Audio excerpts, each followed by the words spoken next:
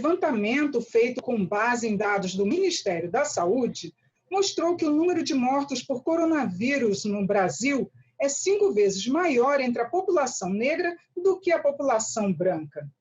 E como a maioria dos que moram em condições precárias de saúde e de moradia são negros, eles acabam sendo mais vulneráveis à doença. E para comentar a incidência dessa doença entre a população negra, os entrevistados do Câmara Debate nesta edição são a deputada Silvia Cristina, do PDT de Rondônia, e o deputado Ottoni de Paula, do PSC do Rio de Janeiro. Bem-vindos, deputados.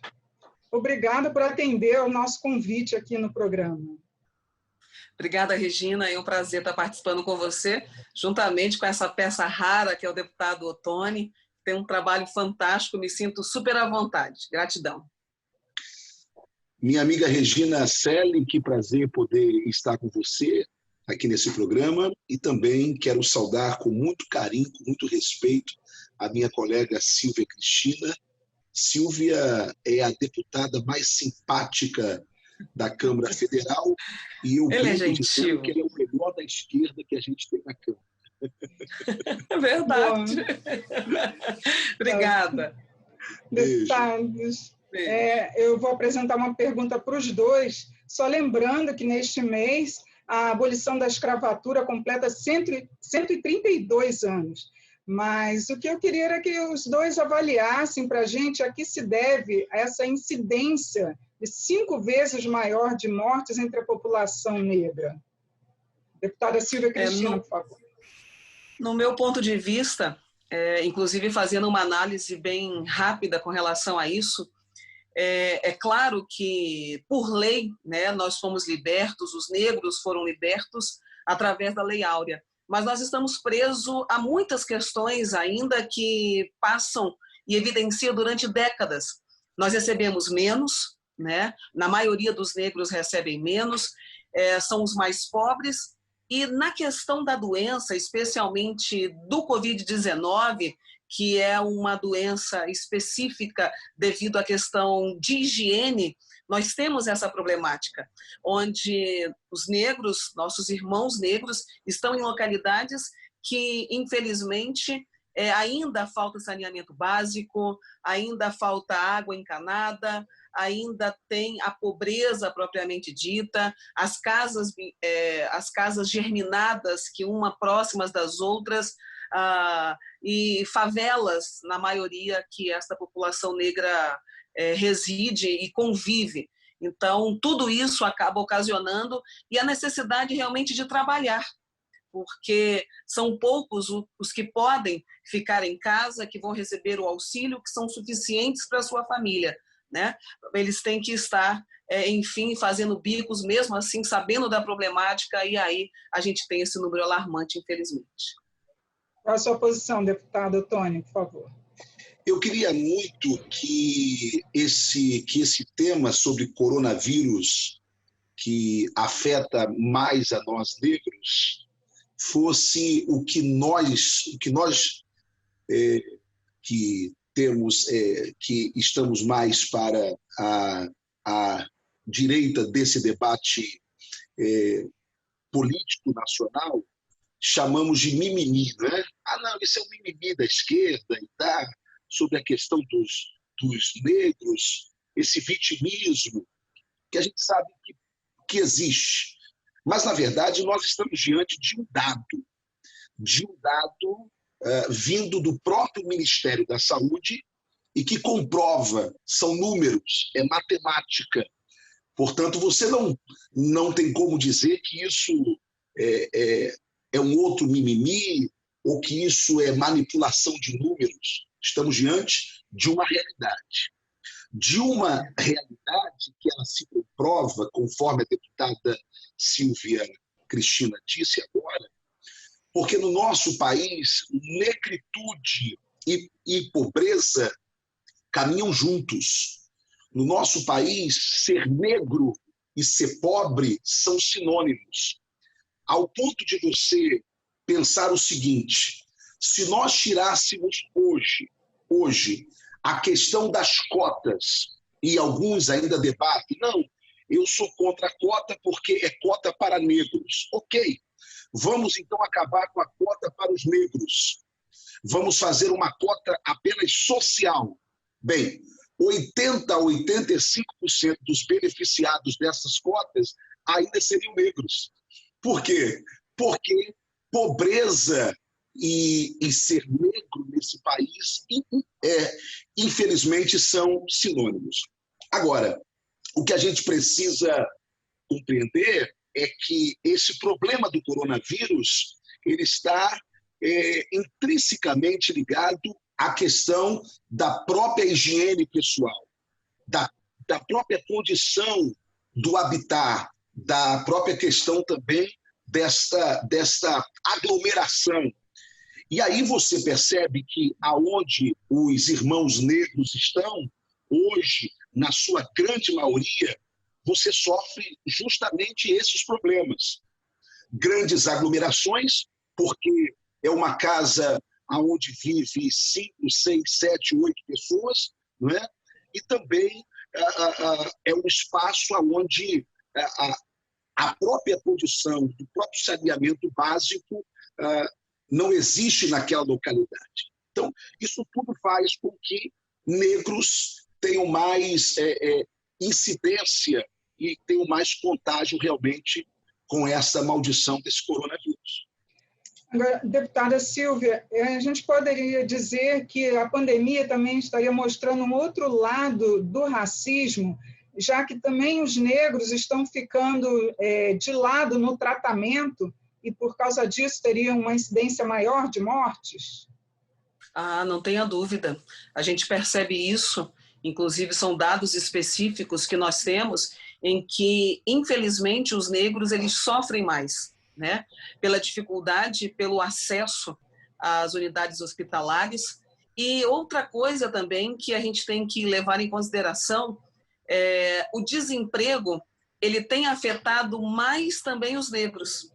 E com isso, com menos dinheiro, com só auxílio emergencial, só com Bolsa Família, isso tem levado também às dificuldades. Porque entre comer e a higiene pessoal, podem ter certeza que ele vai gastar mais com alimentação para poder sustentar os seus filhos. Então, é uma situação realmente muito complicada que nós vivemos, em que no mês de maio, próximo então, nós estamos aí vivendo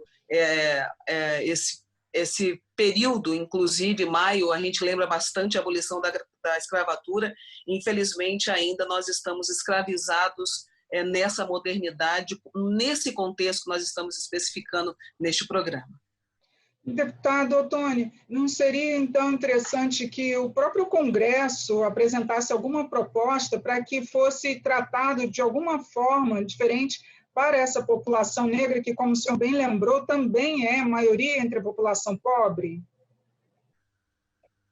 Regina, eu não sei se seria o caso do Congresso apresentar alguma proposta nesse momento. E eu acho que qualquer proposta nesse momento que for apresentada, ela terá um impacto contrário dentro daquilo que a gente deseja. Por quê? Porque como você hoje não tem leitos suficientes e a maioria desses hospitais de campanha que estão sendo criados aí Brasil afora ainda não estão funcionando em plena atividade, está faltando respiradores, não é? A minha pergunta é, como você consegue selecionar nesse exato momento quem vai ter ou quem vai deixar de ter o tratamento? Eu entendo a sua pergunta, entendi muito bem a sua colocação, mas esse, infelizmente, é um problema histórico que nós estamos vivendo e que, como qualquer problema histórico, você não tem como mudá-lo e alterá-lo em um prazo curto, principalmente diante de uma pandemia como essa que nós estamos vivendo. O que eu acho que deve ser política pública de estados e de municípios é dar uma maior atenção às áreas mais pobres da cidade, não é? Principalmente levando acesso à água. Por exemplo, aqui no Rio existem comunidades, Silvia, que não tem água para lavar a mão, certo? Você não tem água para lavar a mão. Você não tem o saneamento básico. Ou seja, você não tem o básico do básico para que essa população se cuide. Eu acho que esse básico do básico talvez seja algo que a gente possa fazer, não é?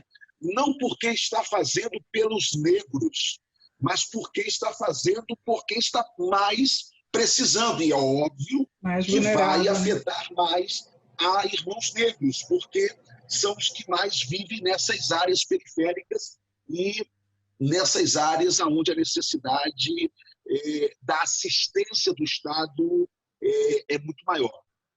Não seria o caso, deputada Silvia, de se intensificar os testes nessas comunidades mais carentes, justamente para tentar atender melhor essa população negra? Não tenha dúvida, eu penso que seria dessa maneira, inclusive nós, no Legislativo, que representamos as vozes de milhares e milhares de pessoas nos rincões, quando o deputado querido Ottoni falou especificamente sobre a questão de faltar água, não é diferente na região que eu moro em Rondônia, eu estou lá no Nortão. Nós também vivemos a mesma dificuldade de que cidades importantes que estão no Sudeste, como o Rio de Janeiro. Então, eu penso que é um problema realmente estrutural.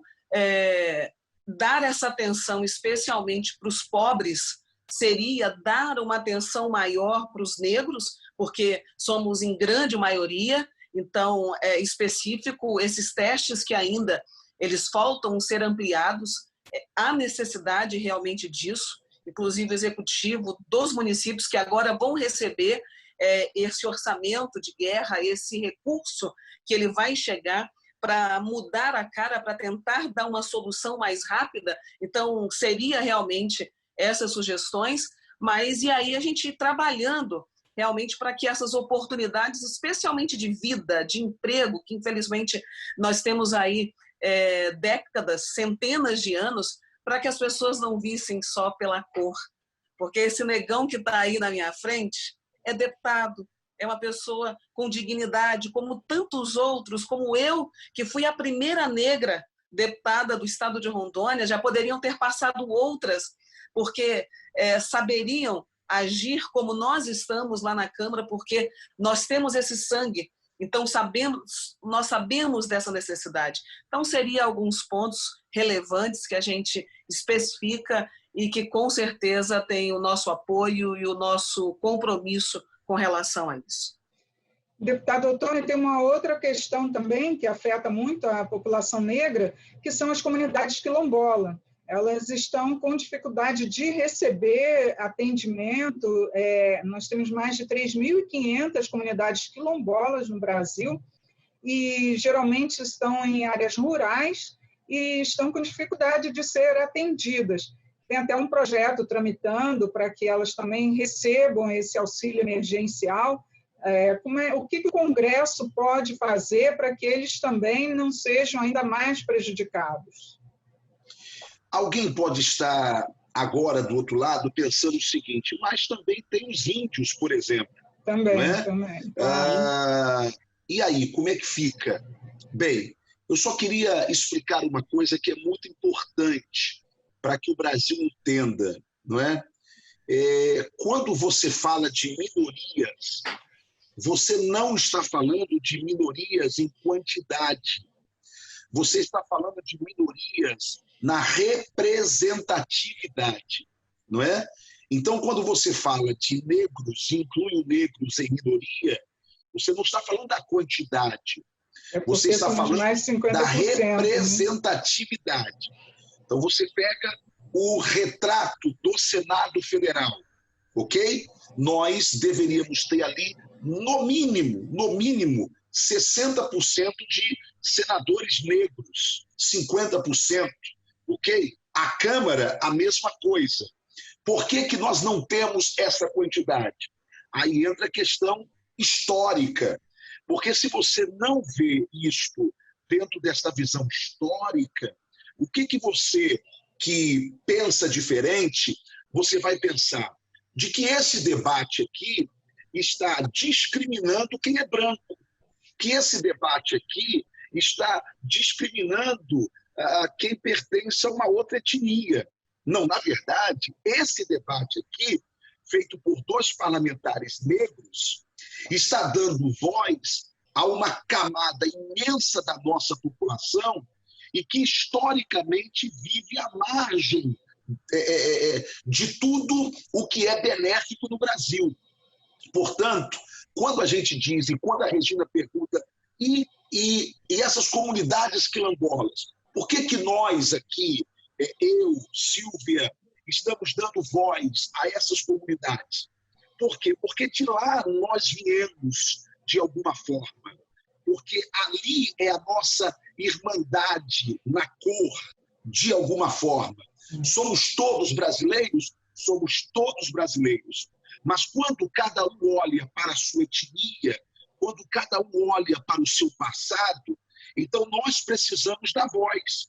Porque se a gente não der voz a eles lá, ninguém dará voz. Se nós, como negros, não olharmos para trás e ver estas comunidades e lutar por elas e pedir um tratamento especial a elas, quem é que irá pedir? Portanto, eu só quero colocar isso claro, minha amiga Regina, dizendo de que precisa se olhar com muito cuidado para essas comunidades quilombolas, não é? Principalmente porque elas não têm como gritar, elas não têm como falar, elas não têm como exigir. Portanto, quanto mais silêncio esta parte da sociedade tem, mais nós temos a obrigação de dar voz, seja o pobre, seja o negro, seja o índio, seja até mesmo ao cidadão homossexual, não é? Não importa, nós precisamos dar voz. É cidadão, a gente dá voz, independente da ideologia de cada um. Eu queria uma última pergunta que os dois respondessem. Primeiro, a deputada Silvia Cristina, o que o Congresso poderia fazer para reduzir esse número de mortes entre a população negra, que está muito maior do que entre a população branca? Eu até já dei uma pincelada, mas só para poder realmente marcar, nós, deputados, inclusive através do nosso trabalho, que já passou pelo Senado e que agora conta com a sanção do presidente, esse orçamento específico de socorro emergencial para os estados e municípios, ele vai chegar. E ele tem que ser gasto com dignidade e fazer realmente chegar o teste, os respiradores, os equipamentos, a valorização desses profissionais, enfim. Mas já que nós estamos falando de negros, é muito fácil identificar essa classe. Ir nas sociedades e nas comunidades carentes, eles estão em sua maioria lá, isso é fato, para que essa assistência, para que esse cuidado, mas especialmente para essa dignidade, ela chega. Porque o recurso, eu não tenho dúvida, Regina, que esse recurso ele é suficiente para minimizar e para realmente mudar essa história, esses números. Agora, o que depende? Nós, lá no Congresso, né, especialmente na Câmara dos Deputados, nós fomos unânimes, passou muito rápido. O deputado Ottoni está aí e ele participa bastante, é uma pessoa que eu admiro muito, então nós corremos. E agora, o que fica, na verdade, também o nosso clamor? Para quem está no executivo, porque cada um tem sua responsabilidade, tanto os prefeitos e os governadores, que deem essa atenção. Os dados do Ministério da Saúde comprovam, nós temos dados concretos. É fácil mudar? Não é fácil, a gente só não pode deixar que essa realidade ela se estenda. Então, esse recurso ele vai chegar, nós votamos para isso, para que seja específico, não é para fazer diferença nenhum que é melhor do que o outro, mas se essa comunidade, se essa população, se a nossa população negra está sendo mais atingida, é ali que eu tenho que realmente ter ações concretas para mudar essa realidade. Então, fica aí a dica e, com certeza, no Brasil e nos nossos estados, nós estaremos participando ativamente para que, de fato, essa destinação desses recursos sejam alocados para esses quesitos. Deputado Ottoni, por favor, o que o senhor acha do papel do Congresso? Deputada Silvia, eu entendo que a sua pergunta tem uma resposta específica. Como fazer que recursos cheguem a esta população negra, não é? Sem que ninguém diga que está se fazendo uma discriminação inversa, que é o que a gente ouve muito. É simples. Trate dos pobres. Cuide dos pobres. Faça mais testes entre os pobres. Leve água encanada para os pobres. Dê um pouco de saneamento básico para os pobres. E aí você vai estar cuidando dos negros. É simples assim. Como eu queria que esse debate de negros e brancos, brancos e negros, ele pertencesse ao nosso passado. Mas o nosso passado é tão curto, é tão ali, foi tão ontem, que a gente entende que nós temos um papel de não nos acovardarmos diante de temáticas, como se essas temáticas fossem de esquerda ou de direita. Temos que parar com isso. Temos que parar com essa história de que, quando se luta pela dignidade, você está fazendo algum discurso daquela ou daquela outra ideologia. O negro, ele não deixa de ter as suas demandas e as suas necessidades porque é um negro de direita ou porque é um negro de esquerda. Não. A cor da nossa pele, ela não tem ideologias partidárias, políticas. Ela sofrerá as consequências de uma realidade que está aí diante de nós. Se você acredita que não exista racismo ainda no Brasil, ou que somos todos brasileiros, por isso não temos que tratar as especificidades de cada um, então faça o seguinte, chegue aqui no meu estado e olhe para a orla de Copacabana e veja quantos negros habitam naqueles apartamentos luxuosos. E depois dá um pulo na Rocinha e veja quantos brancos de olhos azuis ou verdes habitam lá. Bem, se a sua conclusão for que tudo isso é predestinação, de que tem mais brancos de olhos verdes ou azul, de descendência italiana, europeia, na orla, do que negros, e que tem mais negros lá na favela do que brancos, bem, então você estará colocando a culpa em Deus. E aí essa discussão vai se cessar. Mas se você acredita que isso é um fator histórico, então significa que Deus não tem nada a ver com isso e que cabe a nós mudarmos essa realidade. Mesmo que eu e Silvia, enquanto deputados, não vejamos isto com os nossos olhos, mas nós vamos lutar para que um dia nossos netos ou bisnetos vivam em um país onde negros e brancos tenham a mesma qualidade de vida ou a mesma dignidade. Não estamos falando de viver no mesmo status quo social. Não. Cada um lute por isso, cada um trabalhe para isso. Mas que cada um possa ser tratado com a mesma dignidade, porque aí sim vale a frase somos todos brasileiros, quando todos formos tratados com dignidade. Deputados, muito obrigada pela participação aqui no nosso programa. Foi muito bom esse debate. Eu que agradeço, Regina. Agradeço de coração.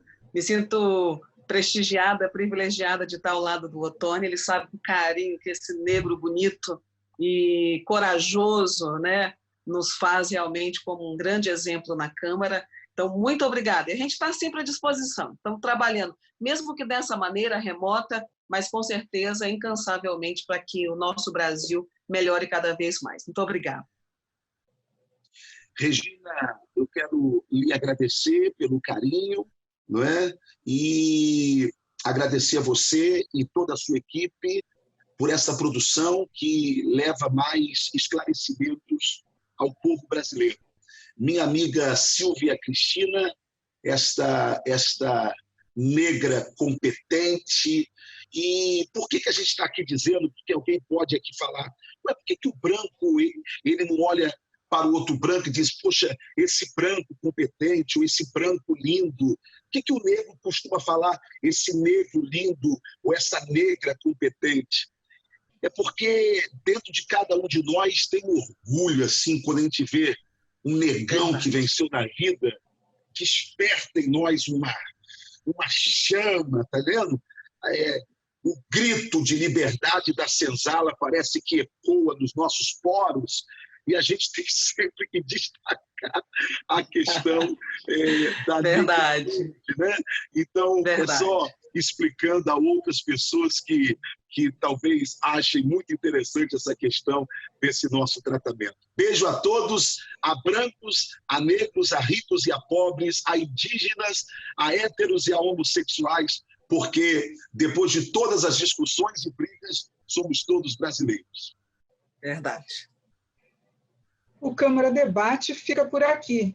Obrigada pela sua audiência. Até a próxima.